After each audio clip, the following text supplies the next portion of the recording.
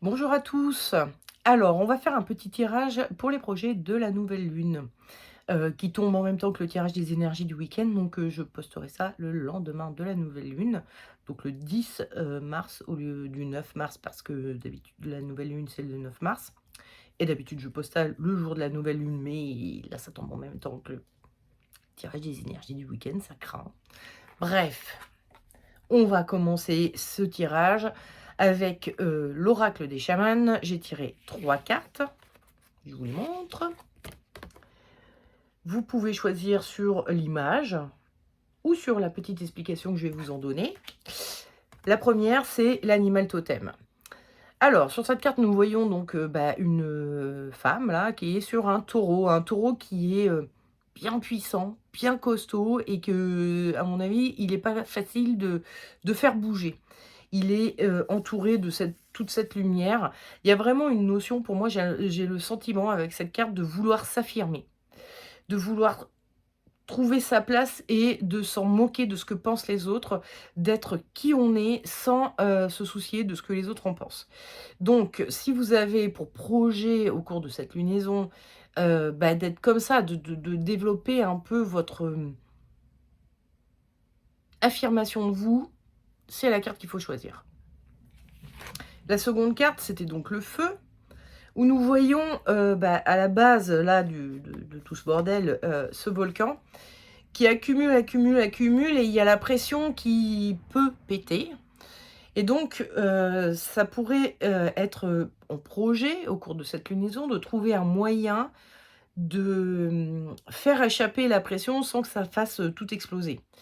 Et ou imploser, hein. C'est-à-dire, ça peut être vous qui pouvez aller en burn-out, ou vous passez vos nerfs sur des gens qui ont rien à voir avec la choucroute. Bref, vous allez chercher au cours de cette lunaison un moyen de faire, de faire retomber un petit peu la pression, d'une manière ou d'une autre, hein. Ça peut être toutes sortes de choses, mais qui vous permet de souffler un peu, dégager un peu cette pression pour pouvoir reprendre, vos activités qui vous mettent sous pression. Je ne sais pas ce que c'est. Voilà. Si c'est votre cas, c'est la carte qu'il faut choisir. Et enfin, la dernière, c'est l'amour. Alors l'amour, on voit sur cette carte là, bon, 2 personnages qui sont ensemble, mais ils volent, hein. Bon, ce sont vaguement des oiseaux. Ils ont même pas d'ailes, mais bon, ils volent quand même. Oh, écoutez. Bref, c'est une carte qui me fait penser au fait de chercher à, changer deux trois trucs, de façon à faire revivre un peu la flamme, à avoir un peu de légèreté dans son quotidien de couple. Trouver quelque chose qui fasse que, voilà, hein, les, mmh,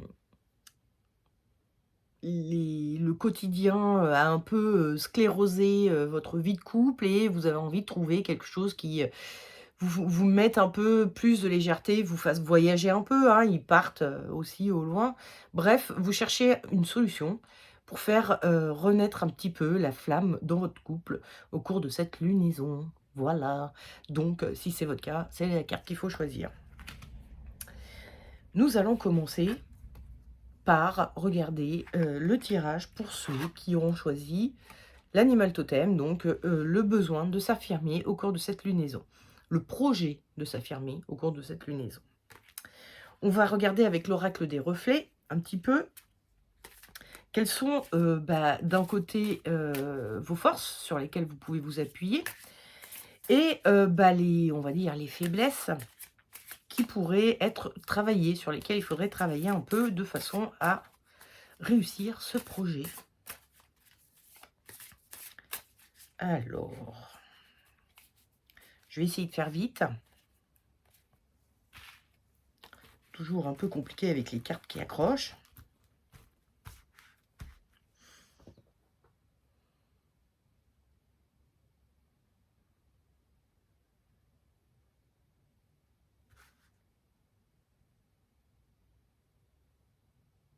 Ouais, c'est elle.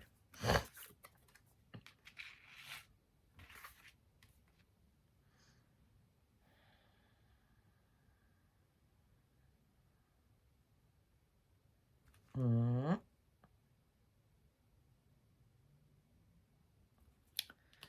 Alors,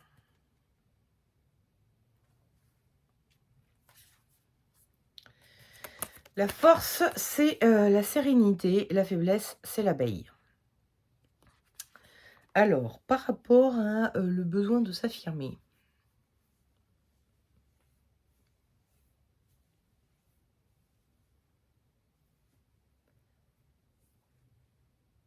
Je réfléchis, hein, excusez-moi, il faut que je les regarde en face parce que à travers l'écran, là, c'est bizarre. Bon, la force, la sérénité, c'est, comment dire? Il y a peut-être pas un enjeu de ouf, et vous en avez conscience, dans le fait de devoir vous affirmer, tout ça, c'est pas un enjeu,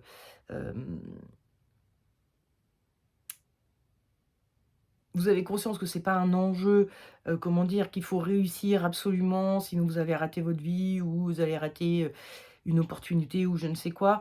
Donc il y a un côté où vous êtes plutôt calme par rapport à ce projet et plutôt, vous avez l'esprit plutôt clair, vous êtes pas en appel d'air, quoi. Par contre, la faiblesse qu'il faudrait travailler, c'est donc, l'abeille. Avec l'abeille, on a les notions de travail un petit peu acharné, quoi. Et avec l'abeille, il y a une notion de garder sa place. Les abeilles, la ruche est faite de telle manière que quand on est ouvrière, on est là pour être ouvrière. On ne peut pas faire autre chose. De la même manière que la reine ne peut pas décider de quitter le nid et d'aller volter, parce que, bah, elle a des bébés à faire. Donc elle ne peut pas faire ce qu'elle veut, même la reine. Chacun a son rôle, chacun a sa place et vous restez peut-être pas suffisamment à votre place. Vous voulez vous affirmer, mais peut-être pas à votre place à vous, à la place de quelqu'un d'autre. Il faudrait peut-être travailler et réajuster la place que vous voulez prendre de façon à ce qu'elle corresponde à votre rôle, à vos capacités personnelles, de pas viser trop haut par rapport à ce dont vous êtes capable. Il y a un truc comme ça où je pense que vous cherchez à prendre une place qui ne vous conviendrait pas, qui ne vous siérait pas. Qui serait dans laquelle il vous manquerait peut-être, certaines compétences et ou, qui finalement vous conviendrait pas. C'est une jolie place en apparence, disons d'un point de vue, social, hein, peut-être, que si vous dites, «Oui, je suis devenue directrice, de je sais pas quoi ou directeur de je sais pas quoi», ça fait bien, mais en fait, vous avez pas du tout envie de faire ça. C'est un boulot qui vous intéresse pas, bref, réfléchissez bien parce que votre faiblesse, c'est le fait de pas avoir conscience de là où vous excellez et là où vous pourriez, briller. Vous voudriez briller à un autre endroit que celui dans lequel vous êtes, heu, capable de briller et surtout, enfin, c'est pas capable, mais heu, l'endroit où vous êtes le plus à même de briller, quoi. Donc attention à ça. Par contre, servez-vous de votre, conscience de ne pas être, en danger de mort et de pas être, enfin voilà, que cette histoire de place finalement, c'est pas, si vital que ça. Appuyez-vous dessus. On va voir un petit peu des conseils que pourrait nous donner le petit Lenormand. J'attends que les cartes sautent. Eh ben, elles veulent pas sauter. Elles veulent pas sauter. Allez hop.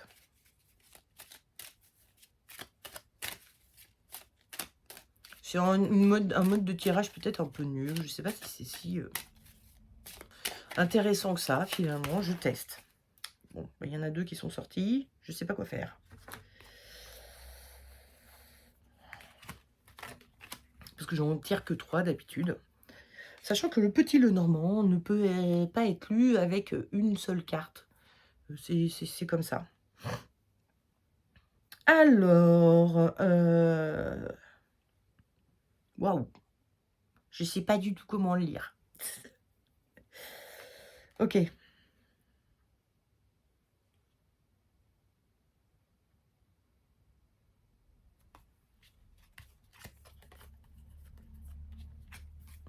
Alors, je vous présente les cartes.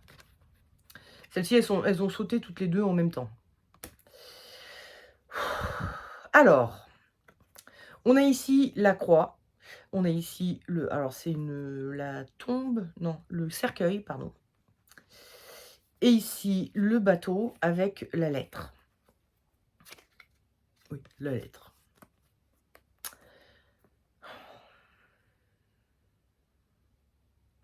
Avec la croix, on a une notion de croix à porter. Donc, ce qui revient un petit peu à ce que je vous disais tout à l'heure, vous avez des visées qui ne sont pas celles qui vous correspondraient le plus. Vous visez des choses qui ne vous correspondent pas. Et votre croix, à vous, votre sacerdoce, votre... voilà, hein, la chose pour laquelle vous êtes faite, vous ne la vivez pas forcément comme quelque chose de bien, de fun, de... Voilà. Mais c'est votre croix à porter. Et avec le cercueil, on a une notion d'enfermement. Vous vous sentez enfermé dans un rôle qui vous semble pas aussi sympa, aussi fun.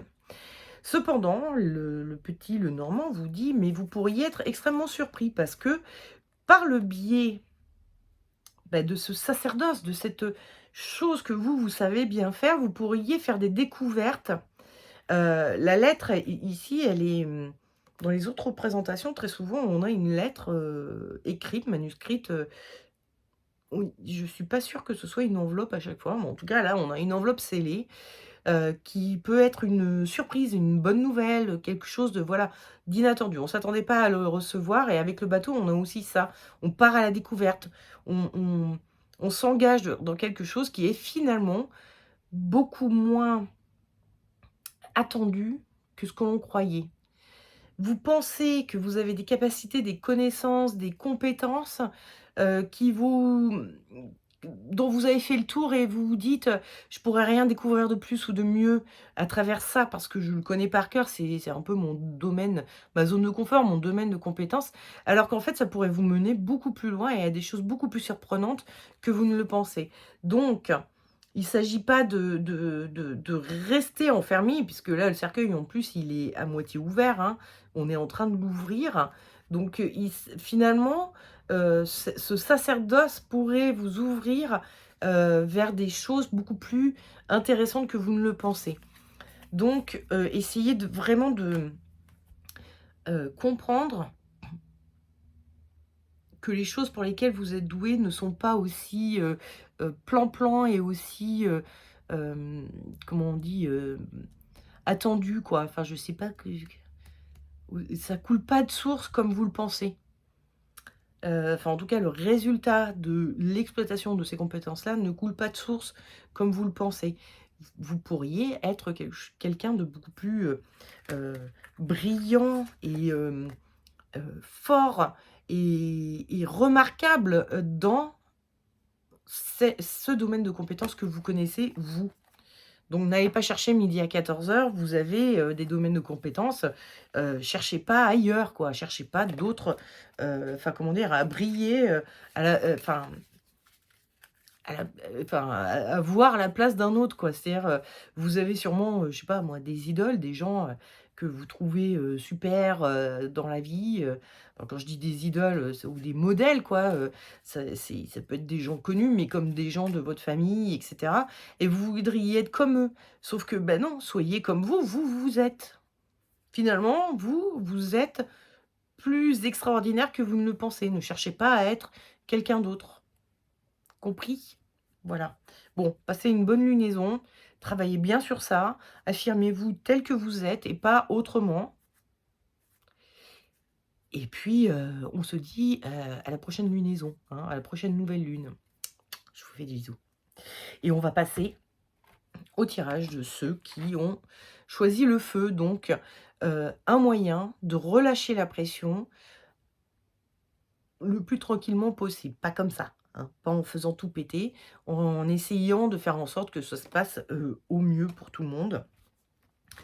On va voir quelles sont vos compétences sur lesquelles vous pouvez vous appuyer.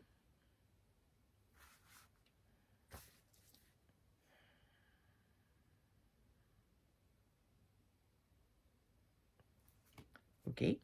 Attendez. Et quels sont les... Comment on dit? Les faiblesses sur lesquelles il faudrait travailler un peu.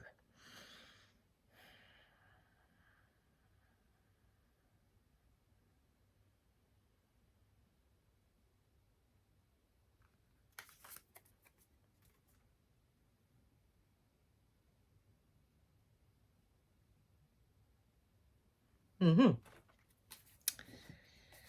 Alors, votre compétence, c'est l'encre. Votre faiblesse, c'est le ralentissement.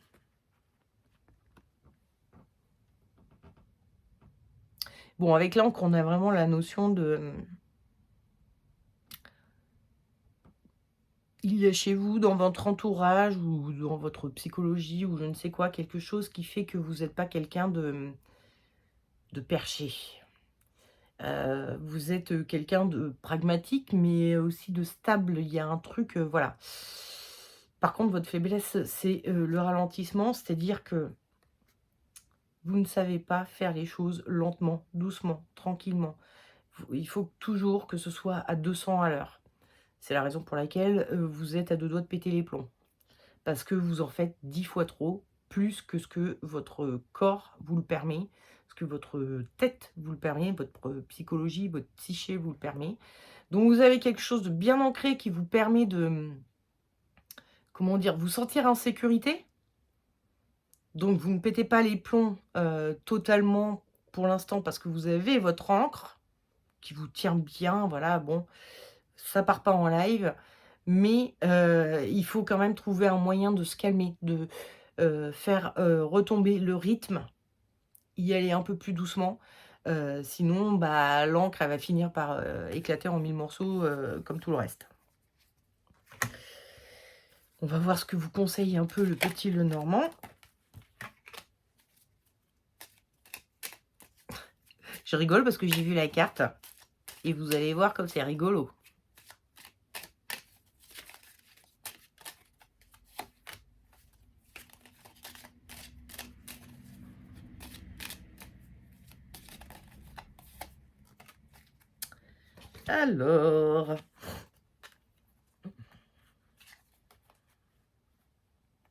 Alors, la première carte qui est venue, c'est l'encre. Donc je pense que c'est une bonne chose, cette encre, hein. Il va falloir s'appuyer dessus. Ensuite, nous avons eu le renard et l'ours, pardon. 2 cartes qui nous parlent un peu de travail. Avec le renard, on a un côté, il faut être malin.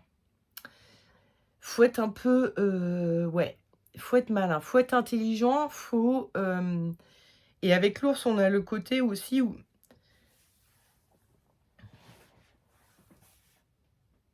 faut être responsable. Moi, j'ai un dans cette série de cartes, j'ai vraiment le côté appuyez-vous sur ce qui vous permet de rester ancré et soyez malin, déléguez un peu. Faites le patron, jouez les patrons. C'est-à-dire, il faut déléguer un petit peu. Ouais, il y a vraiment un côté où vous partez à 100 à l'heure à tout faire, à tout et à force, vous en faites plus que ce que vous devriez. Il y a peut-être d'autres gens dans votre entourage qui pourraient, bah, également faire des choses que vous faites. Si, enfin, je sais pas moi, vous avez une vie de famille plus, le travail, plus des activités personnelles, je sais pas, des cours de poterie, bah, il y a un moment où, les soirs de cours de poterie, juste avant la poterie, il faut pas aller faire les courses ou je sais pas quoi. Vous avez peut-être un mari, qui pourrait faire les courses. Vous lui faites la petite liste là et vous lui dites: «Vas-y, ben, c'est toi qui prends et puis comme ça, moi, après mon cours de poterie, j'aurai, ce qu'il faut pour faire à manger et je serai pas obligée de courir avant mon cours de poterie pour faire les courses, ensuite, faire mon cours de poterie, ensuite rentrer à la maison, tout préparer, ranger les courses et puis préparer le manger et puis blabla». Bon, il y a un moment où, il faut éliminer un peu de charge mentale et pour éliminer de la charge mentale, il s'agit peut-être de déléguer, de faire un peu, bah, l'ours, c'est le patron. C'est celui qui, bah, chapeaute tout le monde, mais finalement, qui en fait le moins. Non, je rigole, hein, je dis pas que tous les patrons ne font rien, mais il y a une ils délèguent. Ils peuvent pas tout faire dans leur entreprise, sauf si c'est une auto-entreprise, auquel cas évidemment, c'est plus compliqué. Mais même en auto-entreprise, on peut faire appel à des prestataires. On peut faire appel à son mari ou à sa femme pour, nous donner un coup de main sur des choses, quoi, heu, qui sont pas forcément en lien avec le travail, mais dans la vie en général, quoi. Bref, vous avez du monde autour de vous qui peut vous aider et il faut être un peu plus malin que ça. C'est-à-dire que il faut aussi, déléguer aux bonnes personnes les bonnes choses. Il y a tout le monde ne va pas être capable de faire exactement comme vous faites, mais peut-être que lui, il saurait faire ça. Elle saurait faire ça et donc de déléguer comme ça, de répartir les tâches aux bonnes personnes. Il y a un côté, faut être malin, faut réfléchir un petit peu et être malin et arriver à faire, sentir à la personne à qui on délègue que, le travail qu'il fait, il le fait vachement bien, que de l'inciter à faire tout ça sans, comment dire? Que ce soit pris pour un ordre ou pour que vous jouiez les petits chefs. Il faut être un chef malin. Voilà. Un chef qui, a l'impression donne l'impression à ses employés, d'être des, éléments importants dans l'entreprise et cetera et cetera. Vous voyez un peu le délire. En tout cas, faites-vous aider, déléguez, déléguez, déléguez. Voilà. C'est peut-être comme ça que vous réussirez, parce que c'est un peu le conseil que vous donne, le petit Lenormand, pour relâcher la pression. Vous avez un problème avec la lenteur, vous avez un problème avec le fait de prendre du temps pour vous, pour faire des choses doucement, tranquillement. Du coup, vous en faites 10 000 en même temps et il y en a certaines qui foirent et du coup, ça vous met en colère et du coup, c'est tout ça la pression, hein. C'est la charge mentale, le fait de pas tout réussir parce que vous en avez trop à faire et cetera. Donc relâchez un peu la pression en donnant, les choses à faire à des gens qui sont compétents et qui, eux, le feront, peut-être moins vite que vous, mais mieux. Voilà, soyez intelligents et déléguez, aux bonnes personnes les choses. Voilà. Je vous souhaite une excellente lunaison et je vous dis à la semaine prochaine, non, pas du tout, à la prochaine nouvelle lune pour les prochains projets de nouvelle lune parce que, c'est un tirage des projets de la nouvelle lune et pas un tirage des énergies du week-end. Voilà, c'est tout. Des gros bisous, ciao. Et on va passer au tirage de ceux qui auront choisi l'amour. Donc vous cherchez à mettre un peu de légèreté dans votre quotidien avec dans votre couple, avec votre compagnon ou votre compagne, et à rallumer un petit peu la flamme, à ne pas oublier que vous aimez cette personne et à ne lui rappeler qu'elle vous aime également. C'est des choses qui arrivent, ce sont des choses qui arrivent, souvent dans des couples qui sont ensemble depuis un certain temps. Il peut y avoir une petite routine qui se met en place et on se retrouve à vivre l'un à côté de l'autre et plus ensemble, plus à voilà. Donc, quelles sont vos forces?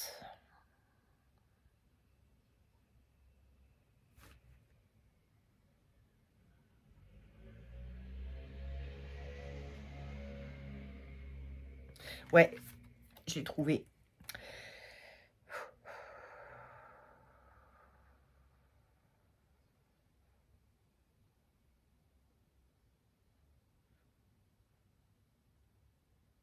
Ouais. Et vos faiblesses. Donc, ouh là.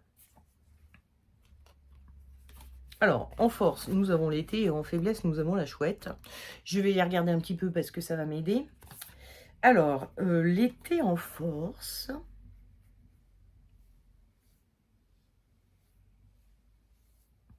Je sais pas pourquoi, moi, l'été, ça me fait penser à un tempérament optimiste.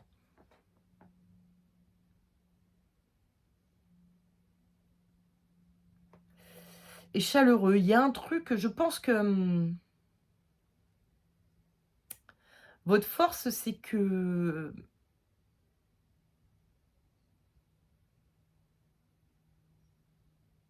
je réfléchis, hein, parce que en fait, il y a aussi le côté clarté de l'été. C'est-à-dire que vous voyez clairement les choses. En gros, je pense que votre force, c'est que il y a quelque chose de chaleureux et de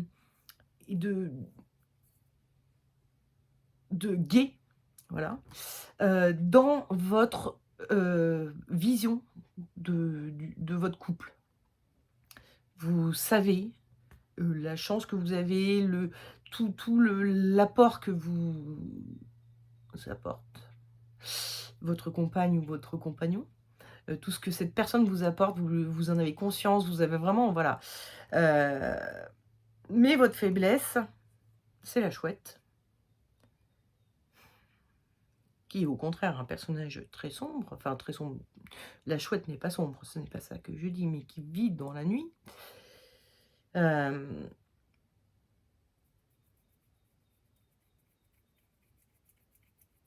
J'essaye de comprendre, j'essaye d'appréhender parce que les images qui me viennent avec la chouette, c'est, le fait d'y voir très clair la nuit, donc d'avoir une vision, perçante, mais on cherche à transformer ça en faiblesse.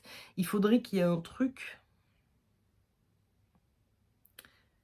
pas bien avec le fait de voir dans la nuit. Hem, Qu'est-ce qui peut être pas bien avec la chouette?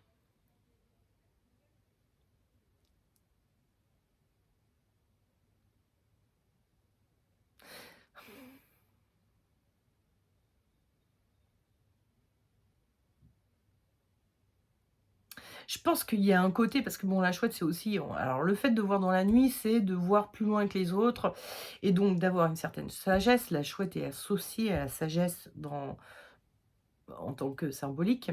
Il y a un côté peut-être, un peu trop sage, un peu trop responsable, un peu trop, bon, on peut pas, je sais pas, larguer les gamins chez les grands-parents ou trouver une nourrice, enfin une nounou, pour le week-end, pour aller se faire un petit, truc en amoureux.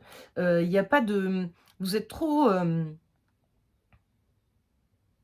trop sage, trop, oui, bon, un couple, c'est censé se comporter comme ci, comme ça, faut pas, partir dans tous les sens, faut c'est pas, enfin, en gros, il y a peut-être quelque chose d'un peu trop sérieux.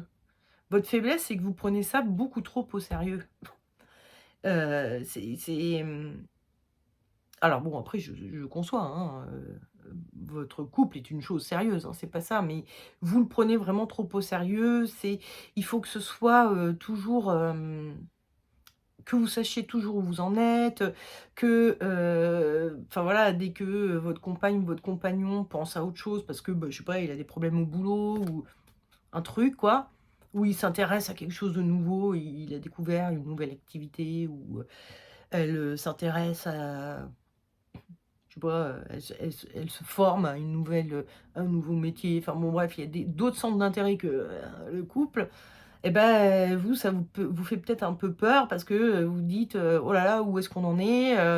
Est-ce qu'il ou elle m'aime toujours? Est-ce que, il y a un côté, voilà, un peu trop, je réfléchis trop, je suis trop sage, je suis pas assez, immature et à juste profiter de l'instant présent». Alors vous avez, fortement conscience que vous êtes dans quelque chose de, hem, très chaleureux et très réconfortant, quoi. On va voir un petit peu ce que le petit Lenormand va nous dire en conseil. Que nous donne comme conseil le petit Lenormand? Il y en a 2.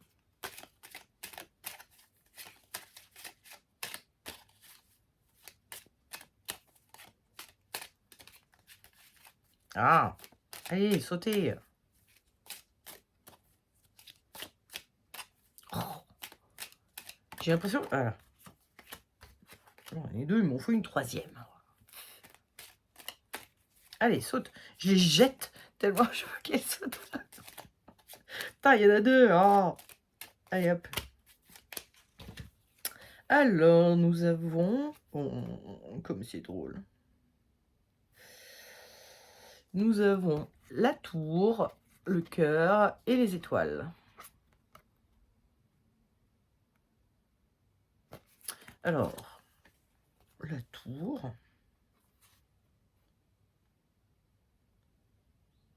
Bon, le cœur au milieu, hein, on est un peu, hein, d'accord.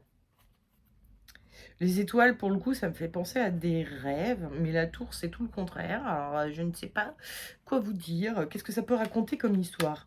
La tour, le cœur et les étoiles.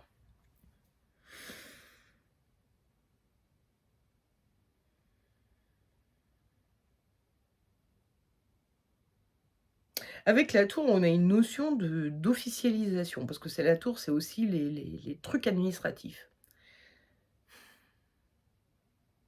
Bon, j'aurais pu vous dire: «Mariez-vous, officialisez les choses», heu, mais il y a aussi les étoiles, donc il y a une notion de rêve, de, ouais, de rêver et de,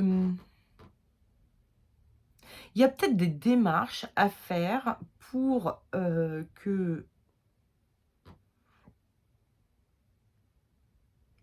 réaliser un rêve de couple. C'est un peu ça que je me dis. Réaliser un rêve de couple et du coup, il y a un certain nombre de démarches à faire, et peut-être qu'il faut tout simplement les entamer. Heu, c il faut qu'il y ait un projet en commun. En plus, la tour, c'est vraiment, voilà, il y a des marches, bon là, qui sont un peu en train de, mais il y a des marches à monter, quoi. Il y a vraiment tout un processus, tout un, voilà, à faire, pour que votre amour, suive ses rêves, quoi, que votre amour, réalise ses rêves. Donc si vous avez des projets en commun avec votre compagnon ou votre compagne, que vous avez jamais voulu faire parce que blablabla, la vie, blablabla, bah, arrêtez d'être sage, essayez de travailler un peu sur ce côté super sage, gna gna gna, pour passer un petit peu à l'étape supérieure et à vivre vos rêves de couple, hein. Je parle pas de vos rêves à vous, je parle des rêves que vous avez faits ensemble, d'acheter une maison dans le sud de la France, pour les vacances, je ne sais pas, acheter un poney à mettre dans le jardin. Bref, je ne sais pas ce que sont vos rêves, les choses, ouvrir une boîte ensemble, je sais pas, une boutique de fringues. Je dis des trucs au pif. Mais voilà, ça peut être créer une entreprise ensemble, acheter une maison ensemble dans un endroit qui vous plaît à tous les 2. Bref, trouver, vous l'avez déjà sûrement en tête, votre rêve, commun, mais faites-le et commencez les démarches. Ça peut aussi être le fait d'avoir un enfant et que, beh, vous commencez, les démarches, pour le faire. Heu Bon, ça dépend comment vous le faites, votre enfant. Si c'est de façon naturelle, les démarches, sont assez simples, il y a pas besoin d'aller à la mairie. Mais ça peut être, si besoin d'assistance pour le faire. Bref, trouvez, quel est ce projet que vous aviez en commun et rentrez dans le vif du sujet. Ça prendra le temps que ça prendra, c'est un processus, c'est pas forcément un truc qui va se faire du jour au lendemain. Si c'est trouver une maison dans le sud de la France, bon, ben oui, c'est sûr, ça va pas se faire du jour au lendemain, ça va prendre un peu de temps, va falloir y aller 1 fois, 2 fois, 3 fois pour aller faire des petites visites et puis, jusqu'à trouver la maison de vos rêves, celle dont vous rêviez et puis ensuite, il y a toutes les démarches de: «Ouais, est-ce que je vais avoir mon prêt? Est-ce que blablabla». Démerdez-vous, mais commencez les démarches, rentrez dans le processus et petit à petit, les choses se feront, heu et ça donnera à votre couple un regain de flamme, déjà, pour commencer et un peu de légèreté, un peu de sortie du quotidien, un peu de, bon, on va peut-être arrêter, d'aller au boulot, et de rentrer du boulot et d'aller se coucher pour se lever le lendemain, pour aller au boulot, rentrer du boulot, blablabla, hein. Il y a un truc où il va falloir sortir un peu de tout ça et bah, le soir, en rentrant du boulot, bah, on discute de notre projet, on se met à rêver en tous les 2 ensemble, on se lance dans des grandes discussions sur, quelle sera notre vie quand, nous aurons ceci, nous aurons accompli cela et cetera et cetera. Bref, continuez à rêver à 2 en lançant un tout petit peu le projet. Voilà. Donc j'espère que vous passerez un merveilleux mois, un romantique mois, au cours de cette lunaison et je vous dis à la prochaine lunaison pour le prochain tirage des projets de la nouvelle lune. Je vous fais des gros bisous. Ciao.